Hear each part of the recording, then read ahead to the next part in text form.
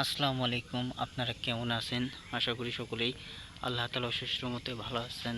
তো প্রিয় ভাই বোনেরা, আজকে আমি আপনাদেরকে দেখাবো কৃষকেরা লাল শাক চাষ করেছে সেই জমি আপনাদেরকে ঘুরে ঘুরে দেখাবো। তো আপনারা ভিডিওটি মনোযোগ দিয়ে দেখেন। তো দেখতে পাচ্ছেন এই যে চারা লাল শাক। তো লাল শাক গুলো কিন্তু এখনও অনেক ছোট।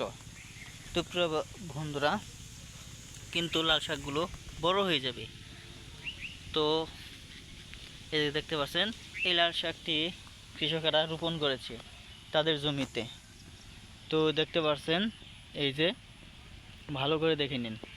তো প্রিয় ভাই বন্ধুরা, আপনারাও চাইলেও কৃষকদের মতো করে লাল শাক চাষ করতে পারবেন। তো লাল শাক বন্ধুরা কিভাবে চাষ করতে হয় বা কী ধরনের লাল শাক চাষ করবেন। তো লাল শাক শুধু চাষ করলেই হবে না, চাষ করার নিয়ম কানুন সব কিছু কিন্তু জানতে হবে।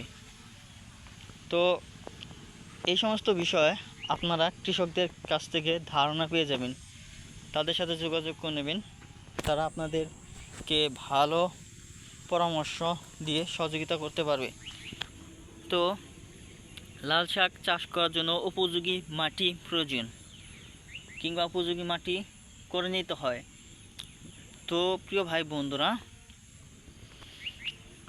এই লাল শাক আপনারা চাষ করার জন্য প্রস্তুতি গ্রহণ করে নিন ভিডিওটি থেকে। তো ভিডিওটি আপনাদের কেমন লাগলো তা অবশ্যই কমেন্টের মাধ্যমে জানিয়ে দেবেন।